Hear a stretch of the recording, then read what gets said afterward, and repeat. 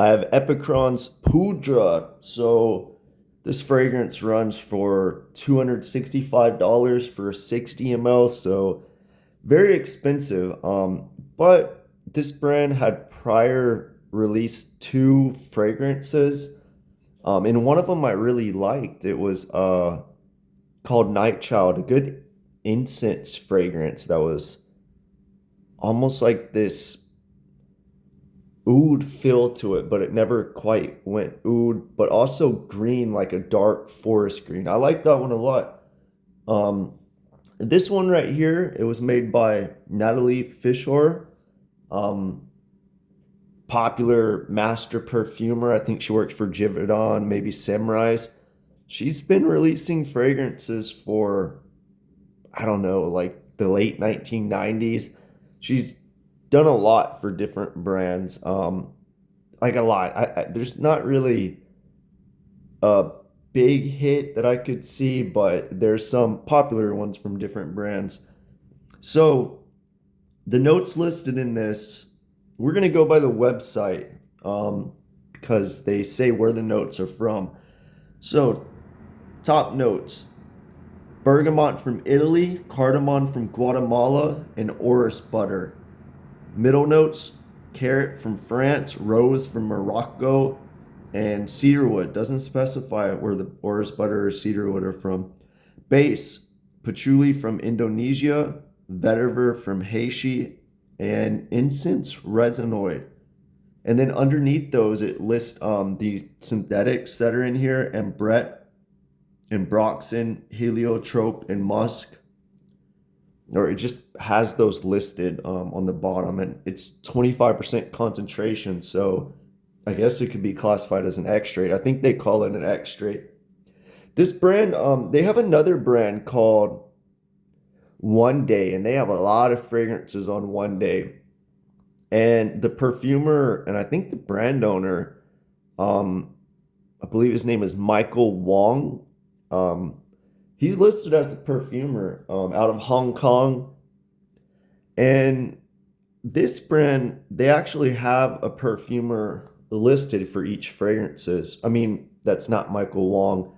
And I feel like from what I've tried from One Day, I feel like the quality of Epichron's fragrances are a lot better. The blending, the quality. Not to say that One Day's not bad. They have some good ones. They really do. But I think these smell better composed, in my opinion, and higher quality too. And on their website, they list or they talk about they have this kind of Frederick Malle approach, like letting perfumers use their imagination to create fragrances or something like that. But anyway, here's what I get without even looking at the notes. I get this irisy heliotrope lime in the opening. That's what I get. Musky too. The lime's not listed. It says bergamot, but to me it comes off as limey. And then in the mid, once it starts drying down after 10 or 20 minutes, I get this buttery effect. And even on for Granica, they don't list orris butter. They just put butter. And I kind of get that. It's almost like it's going to go in this coconut fragrance direction, like an irisy coconut. Kind of like how Haley's, I think it's Coco Bello smells in the opening. Or maybe Haley even has a Poudre one too, I believe. Like Blanc Poudre or something like that. It feels like it's going in that direction. And especially the first time I wore this, the opening I really liked.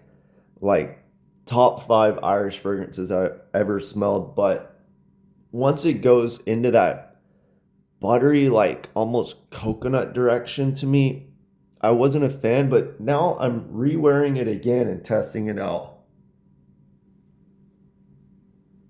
And I still don't like that butter effect, but it's less so now. I think once it dries down, it's kind of that quick opening from even in the opening, I kind of get the butter now, but I'm seeking it out. But that quick opening to mid that lasts maybe 20 minutes or so,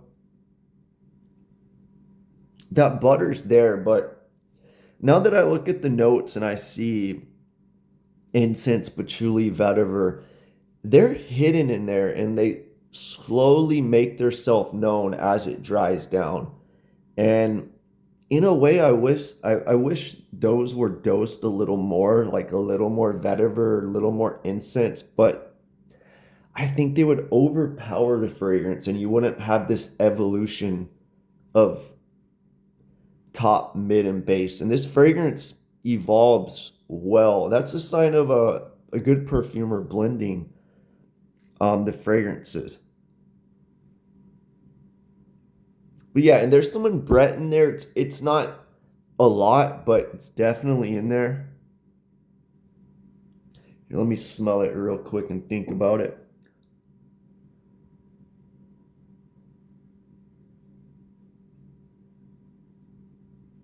Yeah, the vetiver, patchouli, incense, they're blended in a way to just kind of mold into one note, and they're light. Like it's more of a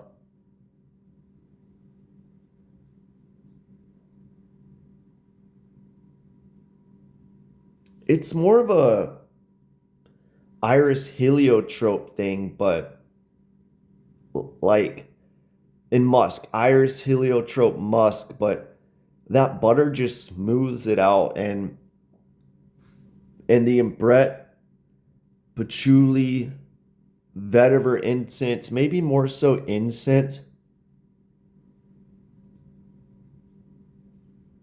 it adds this like dry effect, I would say. It's not sweet at all, in my opinion.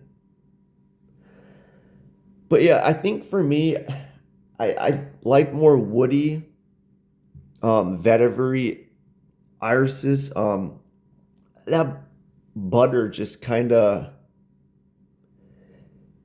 it changes everything for me, and I think that's why I would recommend sampling it and wearing it a few times. It's an extrait, but it's not, it's not loaded with, there's no amber woods or vanilla in here to make it an extrait. Like, I'm guessing they just put a lot of heliotrope, musk, and broxton and Brett to make it an extrait. That's why I feel like these extracts and concentrations, they're almost meaningless, because, I can make a perfume and throw 25% ISOE super in there and a dash of bergamot. Oh, there's an extrait and you can barely smell it. The concentrations are kind of meaningless. And I noticed a trend where it's like perfumes came out and they threw vanilla in there, and then extracts came out and they just loaded it with amber woods and maybe a dash of leather. It's meaningless almost, but with this fragrance, it's not super strong. In the actual ingredients list on their website, they put like rose flower extract or something like that, rose ketone. So I think there's actual rose in this fragrance, a high quality, expensive ingredient. But I'm not really getting any rose. Overall, when I initially smelled this, I liked it, and then the butter kind of threw it off for me. Yeah, maybe it's because I don't like coconut fragrances. Now I'm liking it again.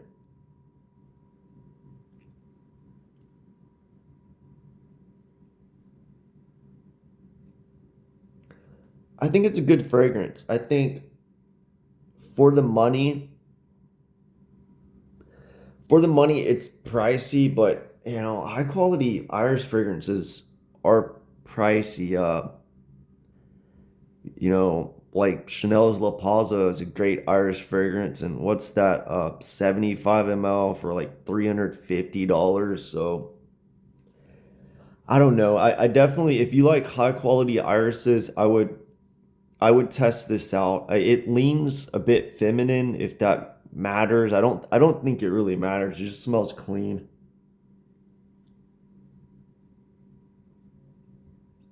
but it's predominantly like a musky iris heliotrope, and heliotrope heavy fragrances and iris can kind of lean feminine. But regardless, if you like high quality irises, I would try this out. I think for a lot of people this would be in the top 10 iris fragrances, or maybe even top 5. It's up there. Yeah, another good one from the brand. I think everything they've done. One of them I kind of forgot. I think it's like Twin Peaks or something. It didn't make an impression on me, but Night Child and this one are both really good fragrances. I would recommend Night Child if you're looking for an incense fragrance that just takes you to another place, like a